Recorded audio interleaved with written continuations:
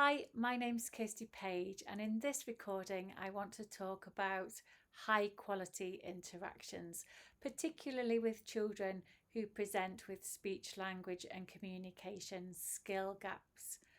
And I want to start by saying that for most of us, when it comes to interacting with a child who has got strong and age-related speech, language, and communication skills, interactions can be relatively easy. They can become more tricky though when a child presents with certain types of speech, language and communication skill gaps, particularly if a child struggles to engage and interact with me, particularly if a child struggles to listen and to understand me at a level that I would be expecting, and also particularly if a child has ongoing social communication issues, or if a child is difficult to understand, for example. So at this point, making an interaction high quality requires more thought, and it also requires more skill. Now, some people say to me, head teachers have asked me this, MAT leaders have asked me this in the past, so come on, Kirsty, tell me, what makes an interaction high quality? What should I be looking for when I'm doing my observations? And I always say, well, you can't ask that question and expect a simple answer, because if I was observing one of my teachers or practitioners interacting with a child and I was thinking, is this a high quality interaction? The first thing that I need to be thinking about, and the first thing that the adult who's doing the interaction in particular needs to be thinking about, is who is the child and what are that child's skills like? If they've got any gaps, what are they like? What are their next steps? And then, is the adult matching their interaction to consider those skill gaps, but also to create opportunities within that interaction to facilitate and move children on to their next steps? And if I see that, and if I hear that, then yes, that is a high quality interaction.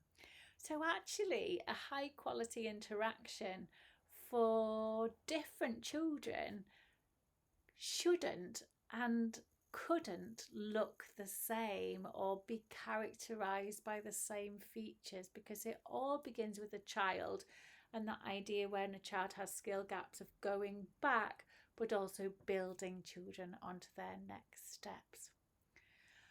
So let's unpick some of the things that we want to consider and possibly put in place where children have got speech, language and communication skill gaps. Now, before I think about what I'm going to say and before I think about the language that I'm going to add, the first thing that I actually need to think about is, how am I going to position myself? And I think it's widely accepted that when we're interacting with babies and very young children, that face-to-face interactions are key, and that by doing so, we create opportunities to encourage the child to tune into our face and to tune into our voice, and we get that non-verbal face-to-face engagement as well as that verbal engagement on our part. However, those strategies and those principles continue to be important for older children who are still at an earlier level of success with certain skills. So if a child, if you've got the Launchpad skills framework, I'm going to refer to these skill gaps on here so that we correlate together, but these principles make sense for everybody. If I've got a child who continues to need support to build very early communication skills, then it's essential that I am face to face with that child and down on that child's level, so that I can support them to tune into my voice, to tune into my face, and to begin to establish ideally the principle of two-way communication.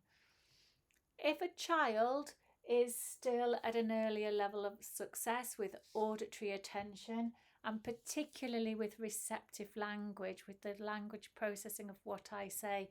Again, that face to face on their level will continue to be important for longer, even if the child is older.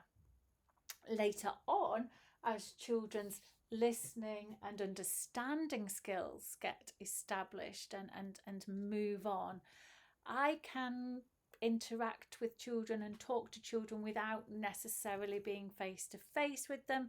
I can be next to them if we're in an area, or if a child is in a group, the child doesn't necessarily have to be opposite me. They could be sitting next to me or kind of over there, and the child is still able to listen to and process what I'm saying. If we're side by side, the child may also already have two-channeled or multi-channeled attention, so can cope with listening and understanding and responding to what I'm saying at the same time as they're looking at I'm busy doing something else. Or they've got the skills to be busy and then to stop and then to look at me and then to offer language and then to start what they were doing again. But children with earlier levels of success haven't got that skill. For some children, though, even if their listening and their understanding skills are higher, it may be that at times I still want to create and make sure that I have those on a level face-to-face opportunities. And one of those examples might be when children have got speech sound changes. So as I'm adding language and modelling words and sounds for the child, or as the child has said something to me and I'm repeating it back in the right way, that the child doesn't just get an opportunity to hear me, that because we're face to face, they also get an opportunity to see how I am saying my words and how I am moving my mouth. And it might also be that if a child has got ongoing social communication issues, even if their talk is strong, the mechanics of their talk is strong, it might be that I want to create more opportunities to be face to face so that child can pick up more information from my non-verbal, can begin to read my facial expression, and so that we can get kind of that higher level of empathy and two-way communication in a better way. Following positioning, the next thing that I want to consider is who am I going to actually let lead this interaction?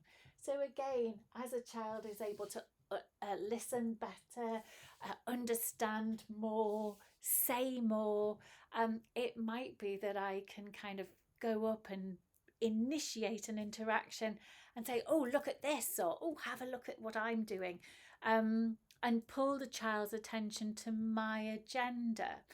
But when children are at earlier levels of success, it will be very much a case of I want to let the child lead, and then I add language to match that.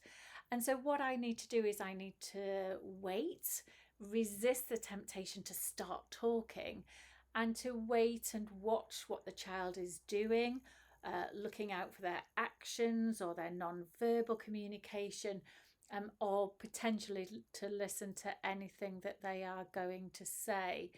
And then I add language accordingly. And there are two main reasons that I do this. The first reason is because when I do add language, I want to make sure that the words and the language that I'm adding match what the child is doing and match what the child is thinking about and match what the child is looking at. And if I don't get that right, if I don't dovetail what's in the child's head and what I say together, then from a language facilitation, from a moving a child's progress on, I've failed at the first hurdle. The other reason it's so important is because I want to try and have a turn-taking pattern established within this interaction, so that by waiting, I let a child take a turn even if that's just a non-verbal turn. And then I add language, and that's my turn. But then I stop and I wait again. If a child says something, then that is their turn, and then I take my turn. When a child doesn't talk or says less or is more passive in their communication style, it is very, very easy, usually in an attempt to help, that an adult says too much, takes too many turns or all the turns, and that conversation becomes very one-sided. So I really need to make sure that that pattern of interaction is as two-way as possible, and that where children have skill gaps, it's often me that needs to do the work, me that needs to hold back and create that space for the child to have a turn. The third consideration is about the language that I want to add, and of course, are there any particular words I want to add? Are there any particular word types, any particular verbs or concepts that I want to add?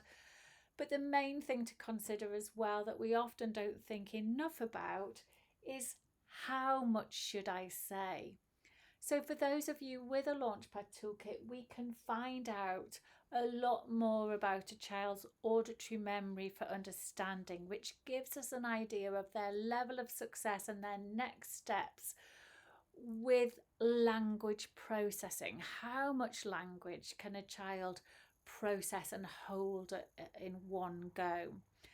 And that's important for a few reasons. It's important because in my learning environment or in any little activities, I can create opportunities to move their auditory memory for understanding onto the next level.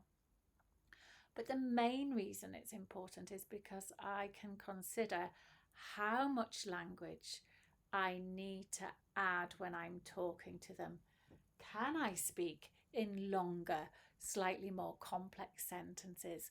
Can I run my sentences together because the child's skills are at a much higher level in this area? Or do I need to really, really simplify my language, maybe adding only short phrases with one main word at once, leave a gap before I say something else? Or can I kind of stretch that understanding a little bit more? A lot of people will say to us when children have got receptive language difficulties, simplify your language. And that's a good piece of advice. It's a good strategy because it's better to simplify your language and support the child to understand. It's better to do that than to say too much and to swamp the child's language processing mechanism. However, what I don't want to do is go too far back, to simplify way too much and stay too far back without creating opportunities to move children onto their next steps. So yes, simplify, but the more we can get an idea of, well, how much should I simplify? And also, what should I be having as a child's next step is where we can become much more nuanced and skillful with our high quality interactions. The fourth consideration is about modelling language. And of course, we model language all of the time. But when I'm talking about specifically considering modelling language, I am talking about, do you and your team want to deliberately create additional opportunities to really up the number of times a child can listen to a certain thing being modelled? And the more times they hear that next step being modelled, the better we are at moving children onto their next steps. So for some children, it might be certain vocabulary. For some children, it might be that I specifically want to create many more opportunities than I would normally use to add and model myself using verb vocabulary, for example. It may be that we want to create very specific opportunities and deliberately model certain types of grammatical structures, maybe using present tense then past tense side by side, maybe using connectors so that the child can hear how we link two short sentences or two short phrases together into one sentence. It might be that we want to deliberately create additional opportunities to model plurals or pronouns, for example. And again, for those of you with Launchpad, these are all possible next steps in that kind of green expressive language column. So within all of these things, I am using words or using grammatical structures that I would be using anyway, but because I know that it's a child's next step, I begin to model those word types, or I begin to model those grammatical structures more than I normally would. And the last thing to kind of consider is about responding to a child. So it's the idea of not just what do I say, but when a child interacts with me, how do I respond? And it might be that the child's turn is a non-verbal turn. It might be that the child's turn is a single word or a short phrase or a sentence.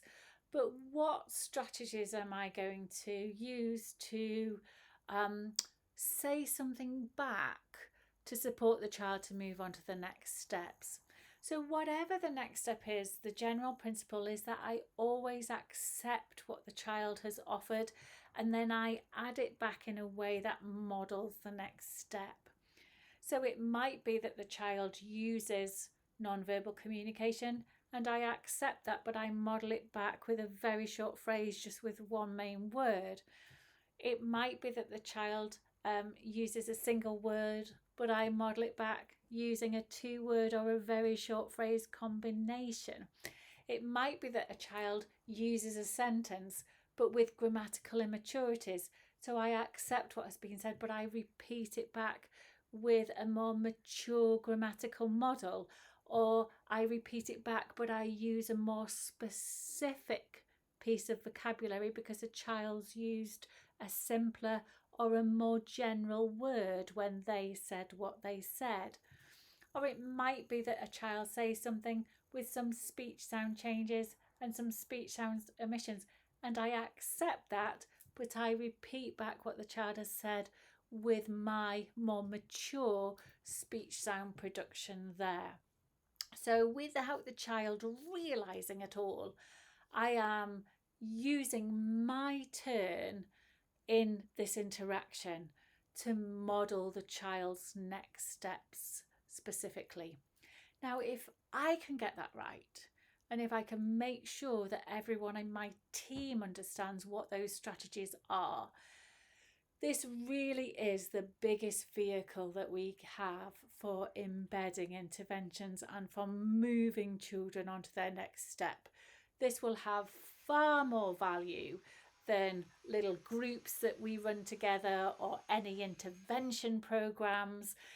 It will be kind of an ever-present layer of intervention. And what we need to do is we need to keep talking about what that child is like, talking about whether we actually need to go back further than we initially thought. But more than is often the case, we monitor that progress. So what we do is we tweak and we evolve and we move our strategies on. We begin to say a little bit more. We begin to model different words. We begin to model different grammatical structures, for example, whatever the gap may be that we're working on, as the child makes progress. So that within our embedded interventions, our interactions go back. Yes, they go back, but they have that notion of go back and build. So they're inclusive, but they are also progressive. So we've got more videos on the YouTube channel about embedding interventions into interactions.